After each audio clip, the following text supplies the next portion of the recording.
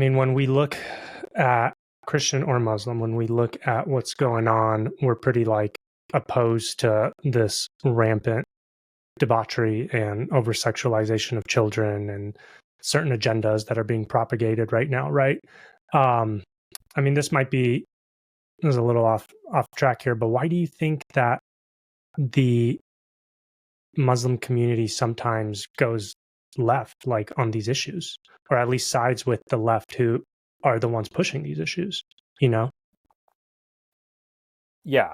So, I think a big reason for that, and I've observed this a lot because again, I'm doing this in Seattle where I see this. Oh yeah, especially right now with a lot of the protests that are going on.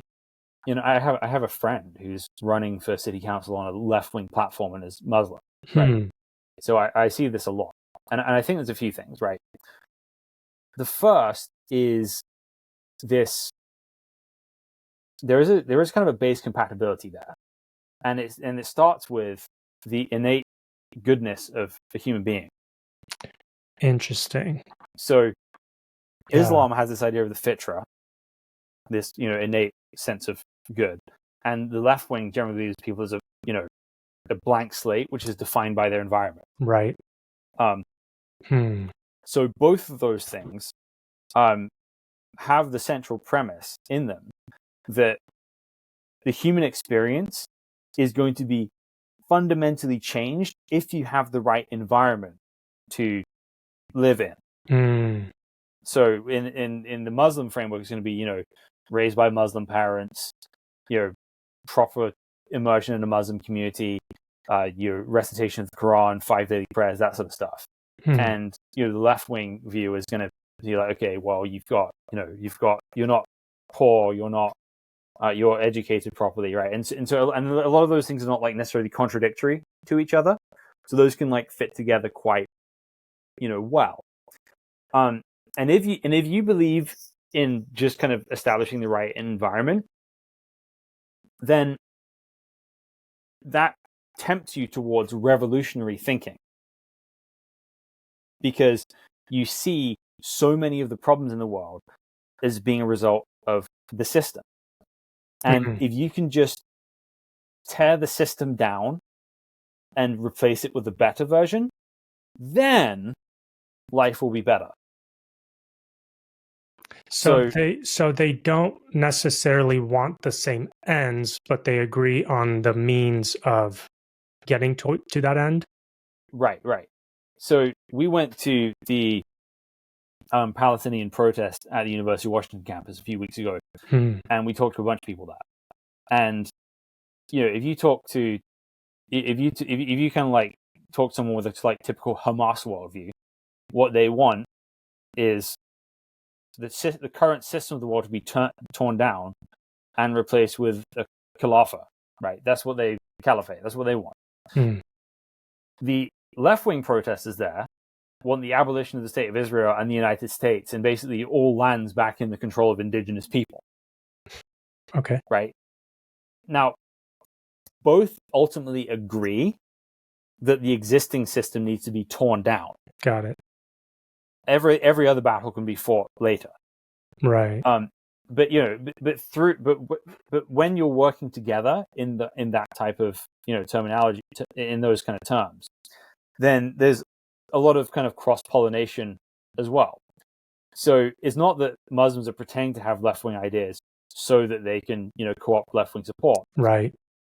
Those people genuinely have those ideas and don't see the contradiction between them a lot of the time. And a lot of that simply is that after 9/11, the right was scared of Muslims and the left reached out. I'd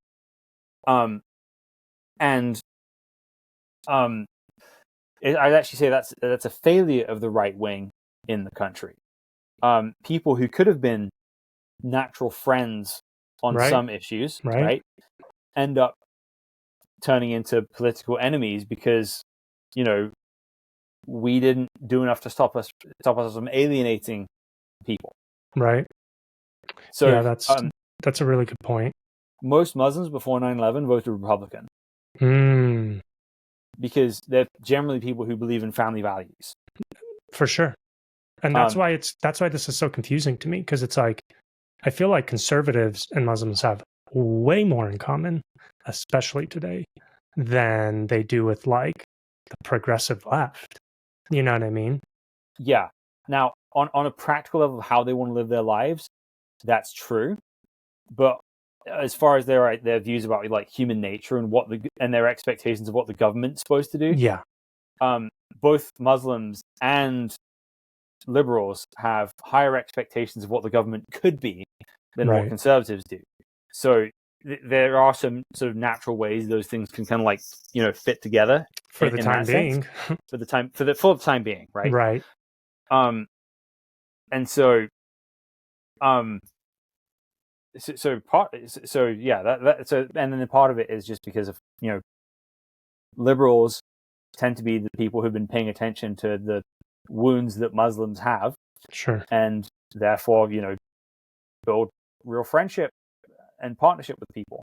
Yeah, it makes sense now that you explain it, because before I just thought it was like they're co-opting the movement towards their own ends, you know, but the way you're explaining it is that they actually do fundamentally have the same view on like human nature, which is pretty interesting. But they definitely both want completely different ends, right? Like the liberals, the progressives, they want to undo the system, and they literally want to liberalize. I don't know if that's a word, but let's go with it. They want to liberalize humanity, right? Let people be people, whatever you want, because and this is based on what you said. This is really curious. If we're good, anything that comes out of humanity is for the good, because you're being your authentic self, right? Whereas the Muslim would say we're good and we need a government and a society that imposes these rules and this caliphate to keep humans good. Is that a proper way of looking at it? Yes. You know, however, one element we should also add to this, right? We talk about this whole idea of thinking about everything out of context, right? So, if a great many Muslims are disconnected from the context of what, you know, they believe, it's also, they're well prepared to kind of keep Christian ideas out, but they're not always well prepared to keep other ideas out, right? So, if you're a Muslim from, you know, the Middle East living in the West, and you hear people talking about, you know, the problems of imperialism and colonialism, then it's easy to just kind of incorporate that into your sort of existing worldview, because you don't study the history, you don't realize that Islam is inherently imperialist and colonialist, right? It's built on expansion, conquest, for sure, and making everyone speak Arabic in order to pray and read the religious literature. For sure, it's a colonial exercise, very literally. Yeah. But people are not held to that standard, because you're not going to, you know, you're not going to come across that in the Quran. You're not going to be told, yeah, we're the colonists, right? But what people have experienced is like real pain from European colonialism. So it's easy to kind of like connect those bubbles together, and it makes a very compelling worldview for somebody, that this anti-imperialist thinking and, you know, Islam and, you know, anti-colonialism all kind of, you know, fit together well. When they don't, if you're taking an honest look at it, but it's easy to do that. So these ideas kind of infiltrate in and become a real core of who people are. Interesting. Then it just makes me wonder, because I mean, obviously another thing that I know about Islam is that they're not friendly to the LGBTQ plus community, but then you have a bunch of those people, at least what we see online, right, which isn't necessarily always reality, but you have a bunch of those people like associating with like the Palestine movement and stuff like that. So is it kind of, when it comes to things that they're opposed to, but they're embracing of them at the moment, is that kind of a means of a means to an end, where it's like we have the same goal for the moment, so we will align with whoever's on board, And then we'll cross the bridge when we get there if we can achieve that goal that we're working towards together.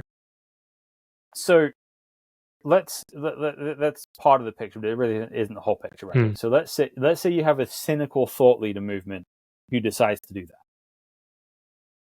There's not like one giant Muslim WhatsApp thread where everybody collaborates on these kind of things. Right. It's not that systematized. So let's say you have, a cynical manipulator who's trying to kind of get these groups together, but knows in the end that, when we have power, then we'll do away with you, right? Let's say you have that person, but then the actual movement is going to be based on, 100,000 Muslim college students and 200,000 liberal college students. As those, give me a second here. I need to plug into power. Okay, sorry about that. No worries. You were saying, so if there's 100,000 Muslim students, 200,000 like liberal students.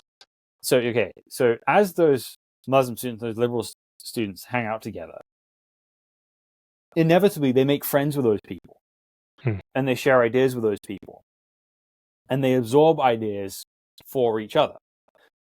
So Islam kind of gets corrupted by or diluted through this other movement they're in partnership with. Sure. So you do actually so you don't get Muslims who pretend to be liberals for points, although you do have those. I'd say the vast majority of people who are sort of sincerely connected to each other, much like in the same way that Christianity became compromised with that kind of thinking. That's happening in the Islamic world as well. Yeah. Okay. I believe you. But, it's the perspective. And that's what a lot of people think and believe, because it just seems so opposed to one another. But I could believe what you're saying as well. It makes sense, especially when you look at it foundationally, that both perspectives come to it from this idea that humans are good by nature, Right. And I'm curious if are there any other religions? I'm just thinking out loud now. Are there any other religions that say humans are evil by nature or have sin nature or something akin to that, like Christianity does? Not really. Not really, right? Man, we've got a lot of like novel concepts in Christianity that are ours alone. Yeah.